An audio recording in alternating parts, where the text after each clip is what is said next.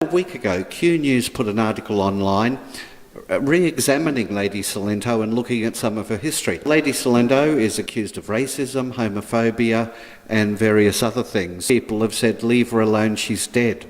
Well, our organisation is called Q News, not Q Fairy Tales.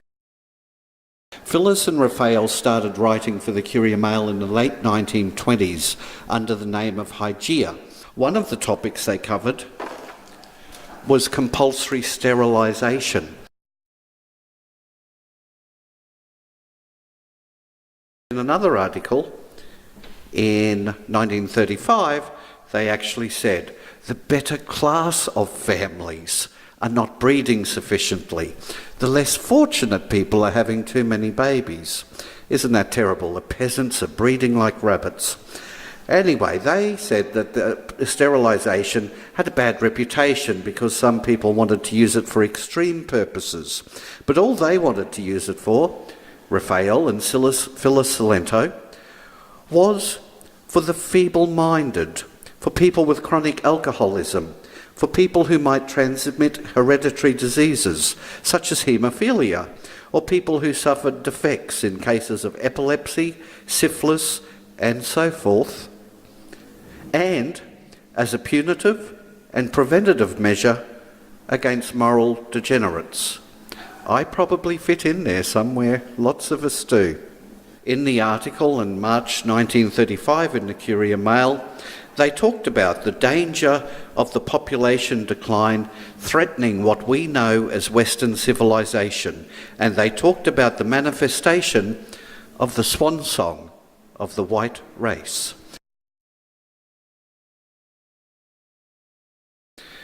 Now, I don't think by assist the police in their efforts she thought just sit at home and be intolerant. She meant dob in your neighbours if you think they're a bit effeminate, or if the woman down the street has got a short haircut, bit butch, got some tattoos.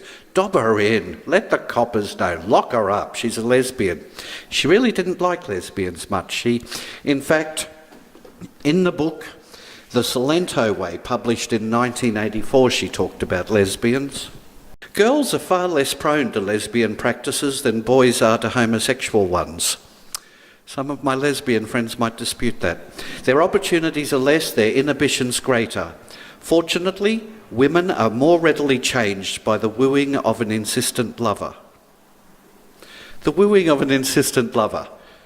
Perhaps she meant some bloke should take her flowers every day, or give her lots of chocolates, perhaps serenade under her balcony with... No.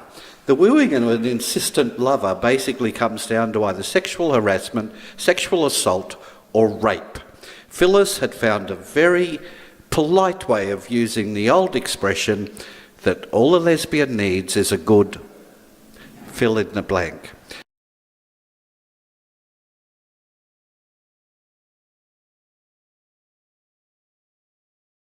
Phyllis also, of course, would like to see criminals sterilised because she didn't have much time for criminals. When she lived in Papua New Guinea, where Sir Raphael was the chief medical officer, she liked to punish her houseboys, the young Papuans who worked for her. She said, I had no compunction in punishing them if they were disobedient or played up in any way.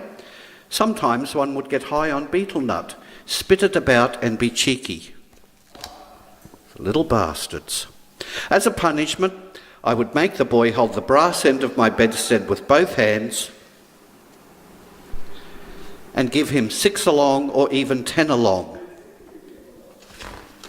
We skip back to see that 6 along or 10 along is that she gave them a good belting with a rubber tyre broken off the baby's pram.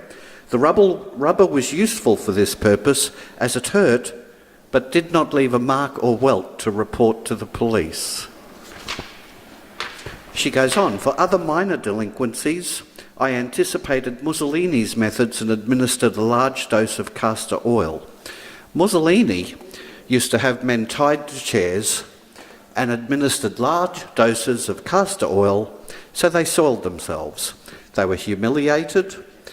Lady Cilento did exactly the same thing with her puppy. She was a colonial overlord. She thought she could do what she liked with people. And Even when she came back to Australia, she believed in physical punishment. It wasn't a big deal to Lady Cilento. She said, in the Truth, Brisbane Truth, in June 1953, "I favour flogging. There are many people who feel things through their skin." Well, probably all of them, Phyllis, probably all of them.